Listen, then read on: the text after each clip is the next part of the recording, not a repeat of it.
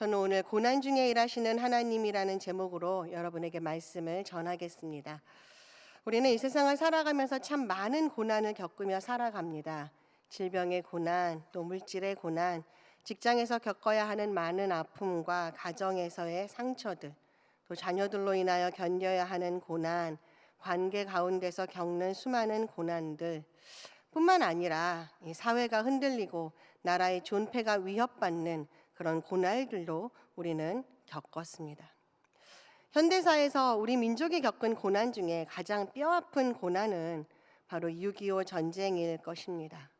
한 민족이 총뿌리를 서로에게 겨누어서 수백만 명의 생명을 앗아간 그 뼈아픈 비극의 날, 전 국토가 폐허가 되고 가족이 뿔뿔이 흩어지고 삶의 터전이 무너졌던 너무나도 참혹한 시간이었습니다. 그러나 그 가운데서도 하나님은 우리 민족을 버리지 않으시고 회복의 길로 인도하셨습니다. 오늘 출애굽기의 말씀 속에서 내 인생의 고난 중에, 우리 가정의 고난 중에, 그리고 우리 민족의 고난 중에 하나님이 어떻게 일하시고 인도하셨는지를 다시 한번 깨닫고 앞으로 내 삶의 고난 가운데, 이 민족의 고난 가운데 행하실 그 하나님의 일하심을 더욱 믿음으로 기대하며 결코 포기하거나 낭망하지 않고 소망으로 나아가기를 결단하는 저와 여러분이 되기를 축원합니다. 출애굽기 1장을 보면 이스라엘 백성은 애굽에서 종살이를 하며 고통 속에 신음했습니다.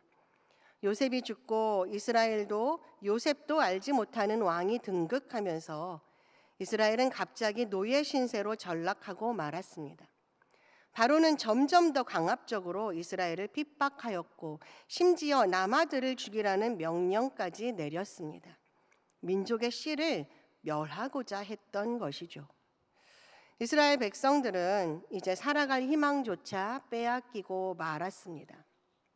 그럼 그들은 모든 것을 포기하고 이 고난에 그저 순응하며 살아가야 하는 것일까요? 아니요.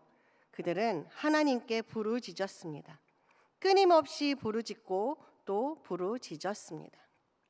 물론 이스라엘 백성들 가운데는 아무리 하나님께 부르짖어도 고난은 더욱더 심하여질 뿐이고, 그래서 하나님이 자신들을 잊으신 것은 아닌지, 하나님은 더 이상 우리의 기도를 들으시지 않는다고 절망하고 원망하였습니다.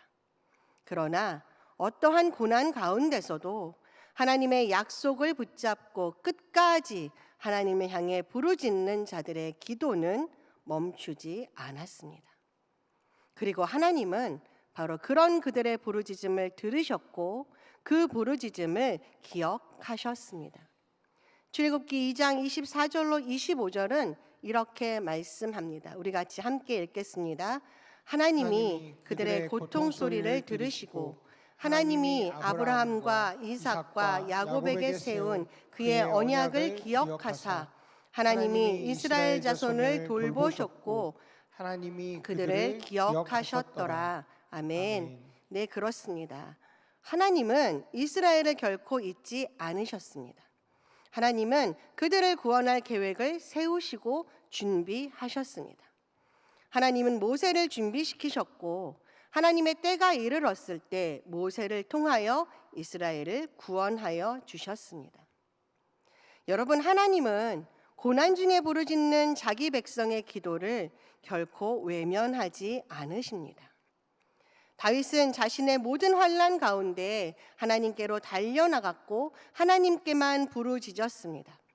하나님만이 자신을 가장 잘 아시는 분이시며 하나님만이 자신의 모든 것을 인도하시는 분이시기에 그 하나님께로 부르짖었던 것입니다.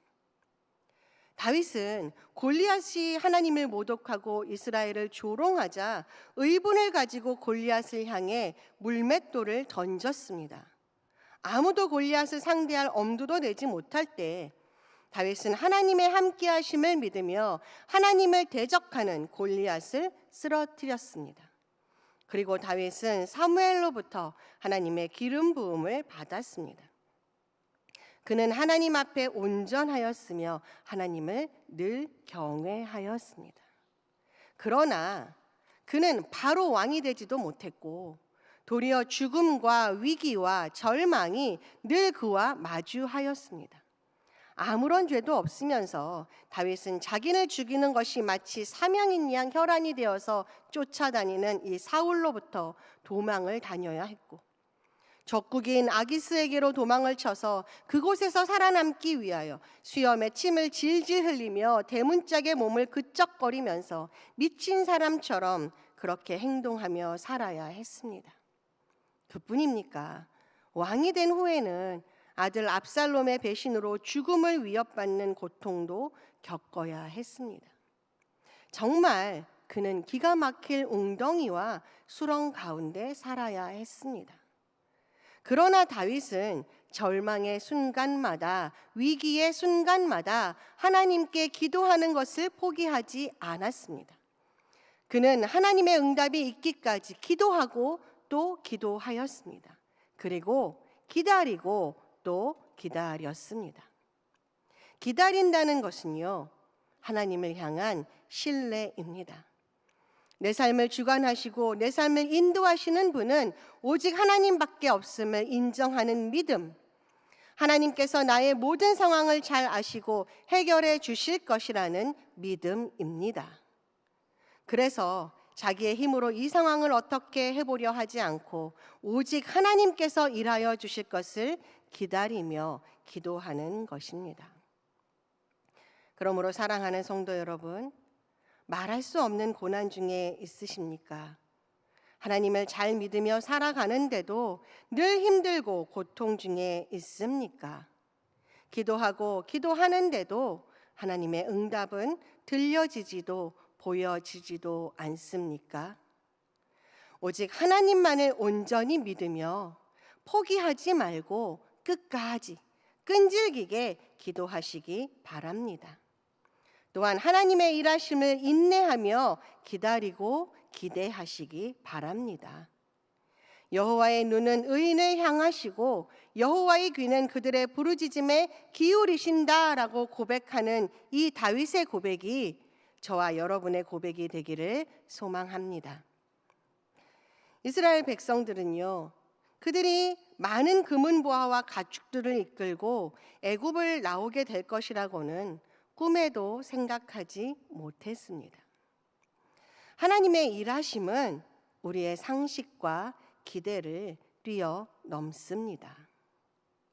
1910년에 이 나라 조선은 한일 합병에 의해서 주권도 이름도 말도 글도 모두 빼앗기고 말았고 자유권마저도 박탈당했습니다. 일본은 1910년부터 1945년 해방을 맞이하기까지 12,771일 동안 우리 민족을 완전히 짓밟았습니다. 자료에 의하면 석탄광산, 금속광산, 군수공장, 토건노동, 항만공사 등등의 약 150만 명의 노동력이 강제로 착취당했고 60만 명의 남자들이 강제로 군인으로 징용되었으며 20만 명의 젊은 처녀들이 위안부로 끌려갔고 신사참배와 동방여배를 강요당했습니다. 또한 일본은 교회에다가 가마타나라는 귀신패를 붙이게 하고는 예배를 드리기 전에 먼저 그 귀신패에게 경배하고 예배를 드리게 하였고 이를 거절하면 끌고 가서 고문을 하고 교회를 철거하였습니다. 그렇게 일본은 우리나라의 문화와 정신, 종교 그 모든 것을 빼앗아 갔습니다. 수많은 애국지사들의 독립운동과 독립투쟁이 있었지만 수많은 백성들의 눈물과 항거가 있었지만 이제 더 이상 이 나라 조선은 나라로서 설 수 없었습니다. 모든 희망도 사라지고 이제 조선은 나라를 잃은 사람들로 살아가게 되었습니다. 그런데 1945년 8월 15일 우리나라가 해방을 맞이합니다. 아니 어떻게 그럴 수 있었습니까? 하나님이 일하셨기 때문입니다. 하나님은 하나님께 눈물로 기도하는 자들의 기도를 결코 외면하지 않으셨습니다. 죽어가면서까지 믿음을 지켰던 성도들의 눈물을 기억하셨습니다. 그리고 하나님은 이 나라를 향한 하나님의 구원의 섭리를 행하셨습니다.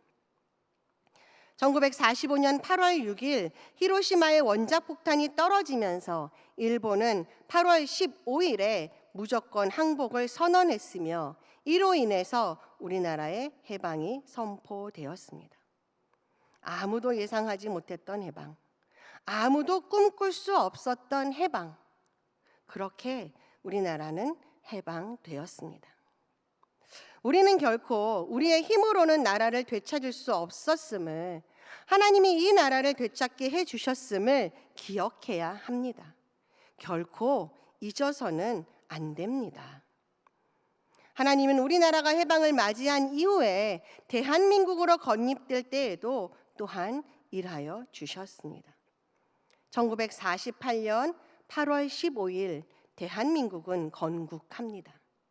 그리고 북한은 9월 9일에 평양에서 북한 민주주의 인민공화국으로 건국됩니다.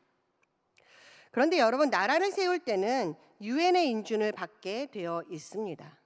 그래서 그 해에 남한도 북한도 파리에서 열리는 유엔 대회에 인준을 받기 위해 대표단을 보냈습니다.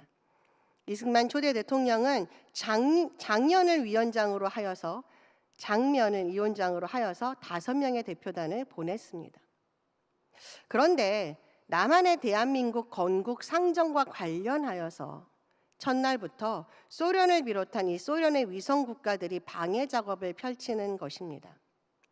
어떻게 방해를 하냐면요, 안건이 올라오면 소련 대표가 나와서 마이크를 잡고 대한민국은 독재자 이승만이 다스리니 미국의 앞잡이니 하면서 2시간 동안 떠드는 것입니다. 그리고 그가 끝나면 이어서 헝가리 대표가, 그 다음에 동독 대표가, 체코 대표가 계속적으로 2시간씩 말도 안 되는 소리를 하며 트집을 잡고 발언을 하는 것이죠. 그래서 표결을 할 수 있는 시간을 주지 않는 것입니다. 유엔 회의는 12월 12일에 마지막으로 열리는데 이렇게 회의가 열릴 때마다 계속적으로 방해를 한 것입니다. 이렇게 가다가는 대한민국의 건국은 인준을 받지 못하게 됩니다. 그래서 11일 저녁에 이 장면 박사는 위원들에게 그냥은 안 되겠으니 우리 오늘 저녁에 함께 교회에 찾아가서 철야 기도를 하자고 제의하고 밤새 기도하기 시작했다고 합니다. 본국에서도 이승만 대통령과 장관들이 집에 가지 않고 국무회의실에 남아서 밤새 기도하였습니다. 또 전국의 교회에도 기도를 요청하고 그래서 교회들이 함께 모여 기도했습니다. 우리나라가 유엔의 인준을 꼭 받을 수 있게 인도하시기를 말이죠. 자, 이제 1948년 12월 12일 마지막 유엔 회의가 열렸습니다. 역시나 대한민국의 인준 안건이 올라오자 소련 대표가 마이크를 잡고서는 떠들기 시작합니다. 그런데 한 10분쯤 지났을까, 갑자기 이 소련 대표의 목에 결절이 오더니 숨이 딱 막히고 소리가 안 나오고 숨이 가빠서 쓰러지더랍니다. 그래서 병원으로 급하게 이송이 되었습니다. 그런데 여러분, 앞에서도 말씀드린 것처럼 이렇게 소련 대표가 2시간 방해를 하고 나면 그 다음에는 헝가리 대표가, 그 다음에는 동독 대표가 나와서 방해를 하기로 짜놓지 않았습니까? 그러면 지금 소련 대표는 병원으로 실려갔지만 다음 대표인이 헝가리 대표가 나와서 방해 발언을 하면 되겠죠. 그런데 소련 대표가 이 2시간 동안 발언하는 동안에 이 헝가리 대표는 회의장 밖에서 차를 마시며 놀고 있었다고 합니다.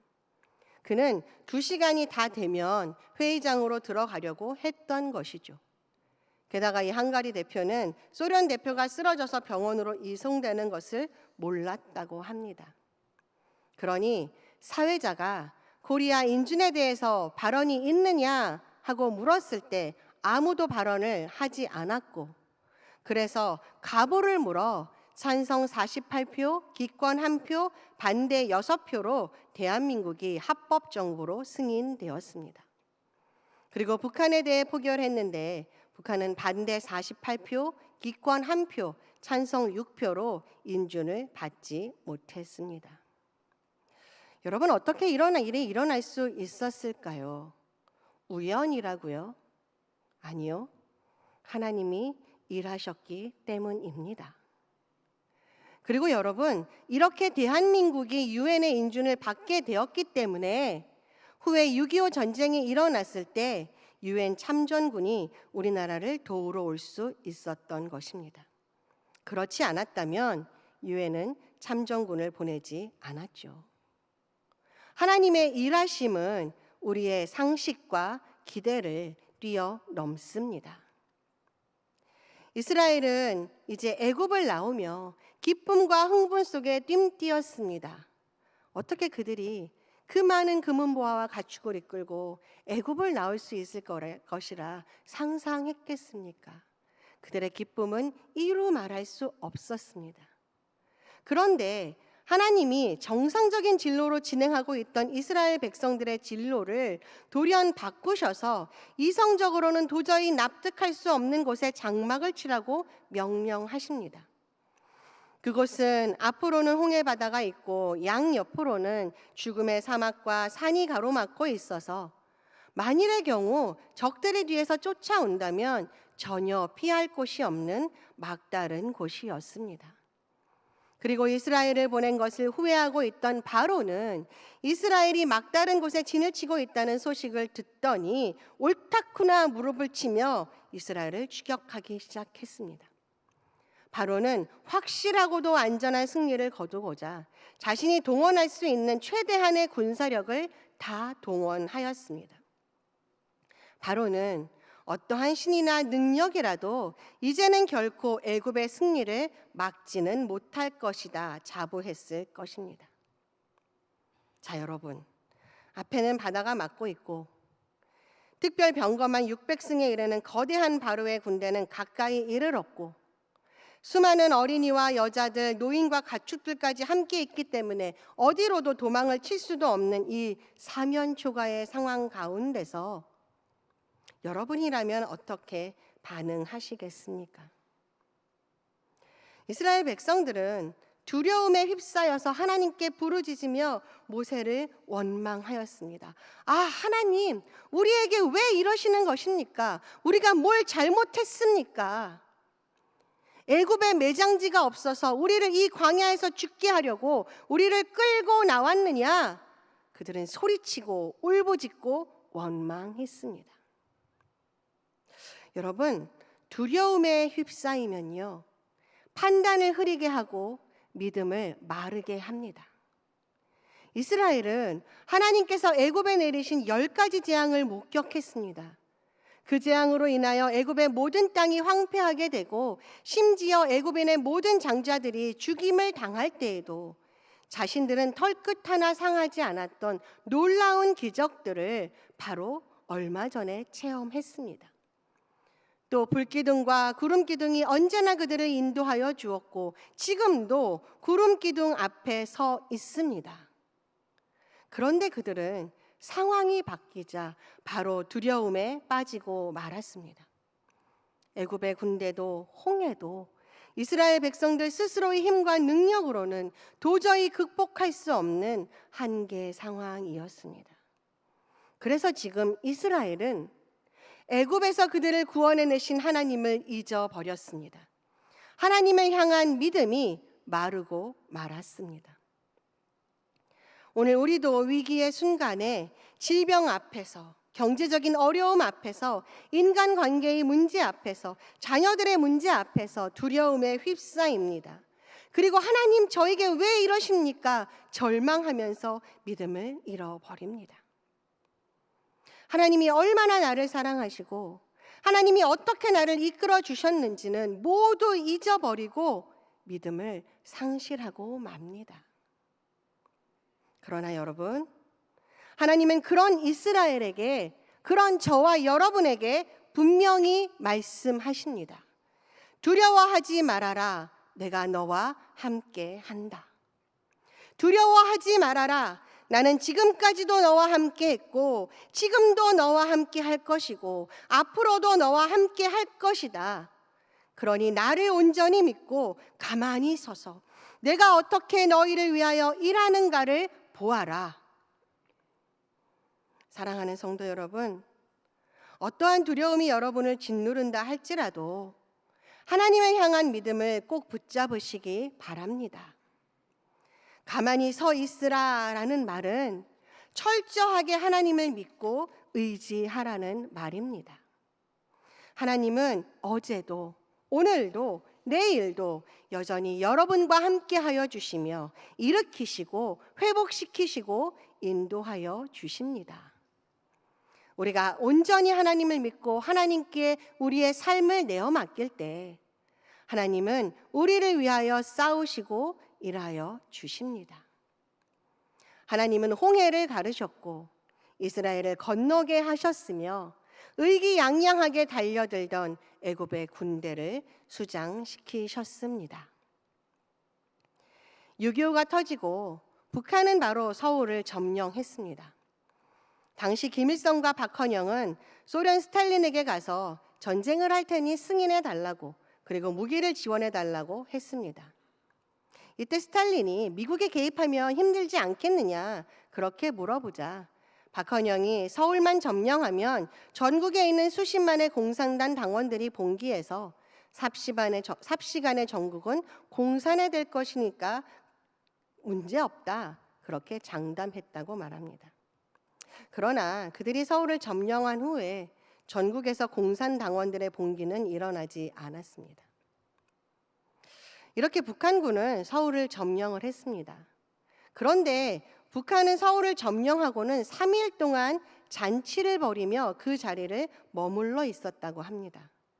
만약에 북한이 서울을 점령하고 이어서 한강을 건너 부산까지 쭉 내려갔으면 미군이 올 시간도 유엔군이 올 시간도 없이 대한민국은 공산화되고 말았을 텐데 그들이 전국에서 공산당 당원들의 봉기가 일어날 시간을 주기 위해서 3일을 머물렀던 것인지 지금도 그 이유를 정확히 알 수 없지만 그들이 3일을 서울에서 희희낙낙하는 동안 도리어 한국군이 전열을 정비하였고 그 3일 동안 미군과 한국군이 방어선을 결성하고 낙동강 전선을 구축하고 그 3일 동안 유엔군이 참전 결의를 하였다고 합니다. 여러분, 북한은 왜 3일간의 시간을 그렇게 허비했을까요? 많은 역사학자들은 그 이유를 알지 못합니다. 모를 수밖에요. 그러나 우리는 압니다. 하나님께서 일하신 것입니다. 유엔군이 우리나라에 참전하게 된 것에도 하나님의 일하심이 있었습니다.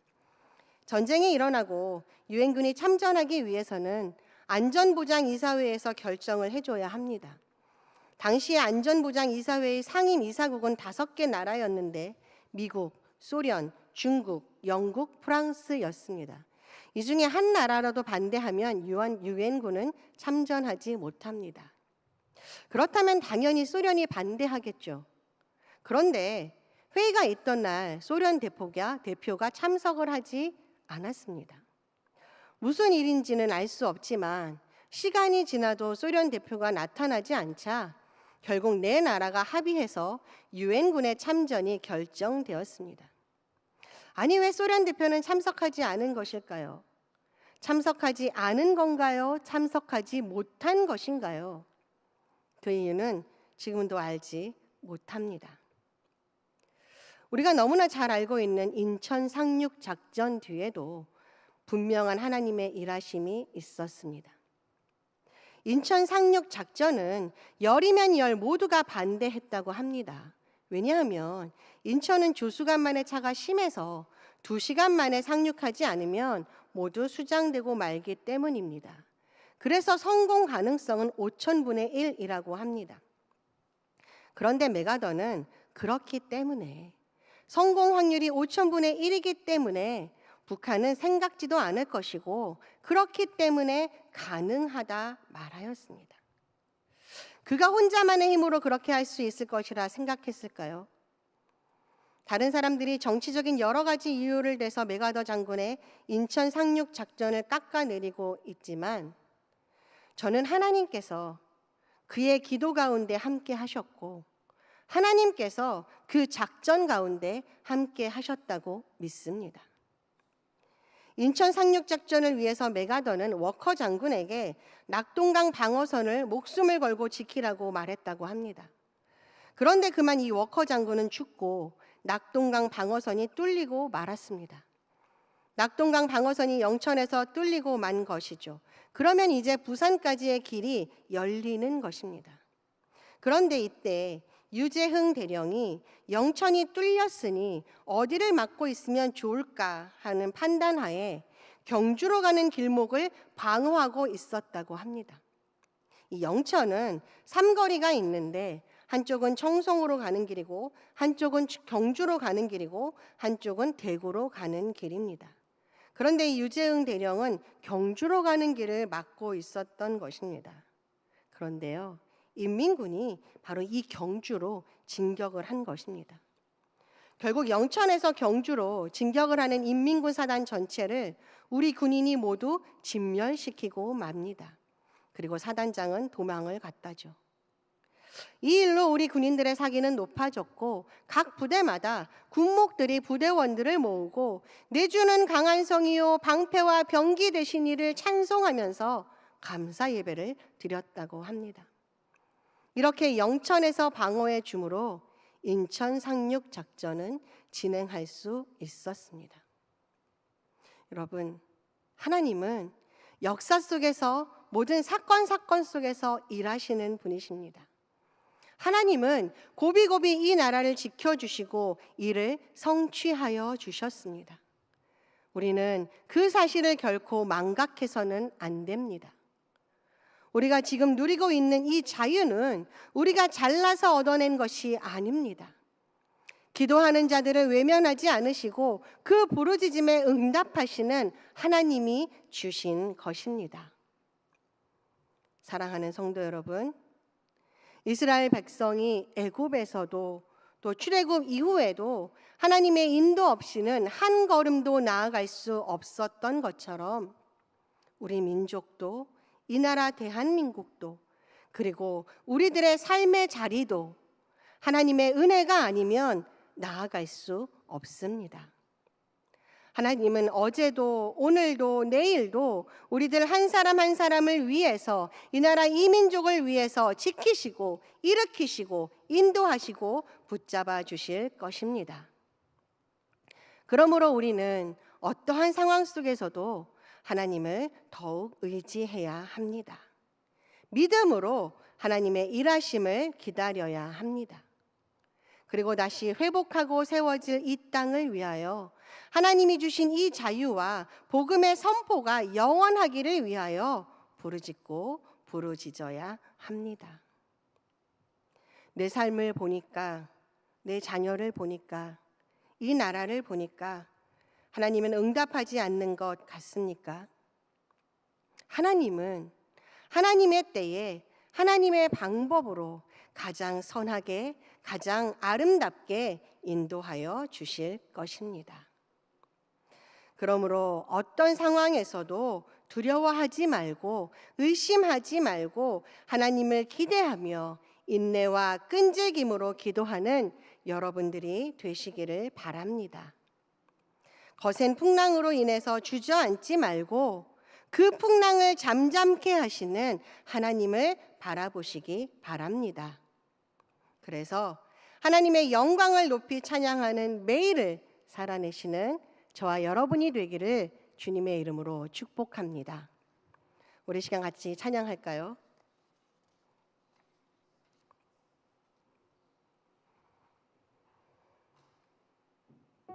우리 믿음으로 고백하며 선포하겠습니다.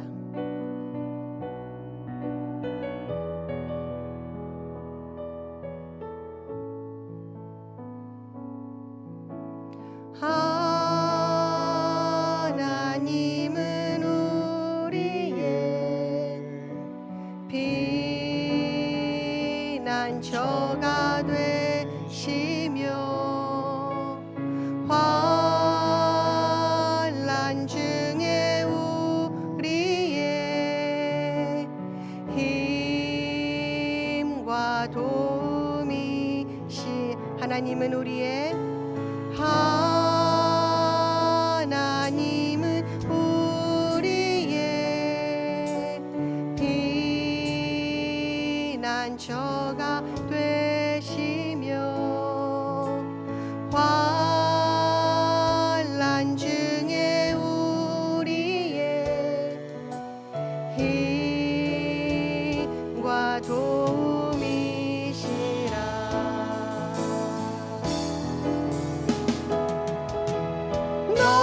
너희는 가만히 있어 주가 하나님 되말지어다. 열방과 세계 가운데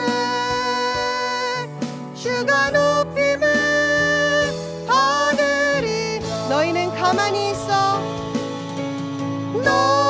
너희는 가만히 있어 주가 하나님 되말지어다. 열방과 세계 가운데 주가 높임을 받으리. 우리 함께 고백합니다. 사랑합니다 내 아버지. 사랑합니다 내 아버지. 찬양합니다 내 온 맘 다하여. 선포합니다 예수 그리스도 주님 오심을 기다리며. 아멘. 기도하겠습니다. 하나님, 6.25 전쟁의 고통 가운데서도 이 나라를 지켜주신 그 은혜를 기억합니다. 지금 우리의 삶의 위기 속에서 또 이 나라의 여러 가지 어려운 상황들 속에서 여전히 일하시고 회복시키실 하나님을 기대합니다. 믿음으로 가만히 서서 하나님의 구원을 바라보게 하시고 다시금 복음으로 사랑으로 일어나는 이 나라와 우리의 가정과 우리의 삶이 되게 인도하여 주시옵소서. 예수님의 이름으로 기도드립니다. 아멘. 우리 다 같이 일어나셔서 찬양하겠습니다.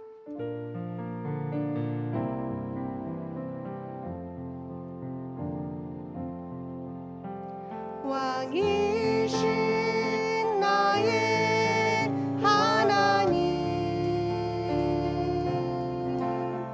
내가 주를 높이고 영원히 주의 이름을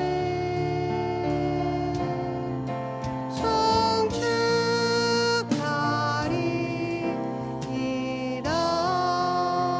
왕이신 나의 하나님, 왕이신 나의 하나님, 내가 주를 높이고 영원히 주의 이름을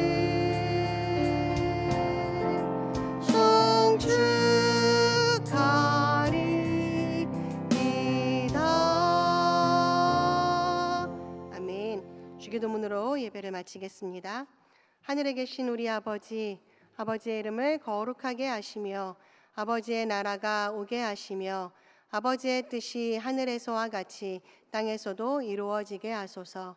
오늘 우리에게 일용할 양식을 주시고 우리가 우리에게 잘못한 사람을 용서하여 준 것 같이 우리 죄를 용서하여 주시고 우리를 시험에 빠지지 않게 하시고 악에서 구하소서. 나라와 권능과 영광이 영원히 아버지의 것입니다. 아멘.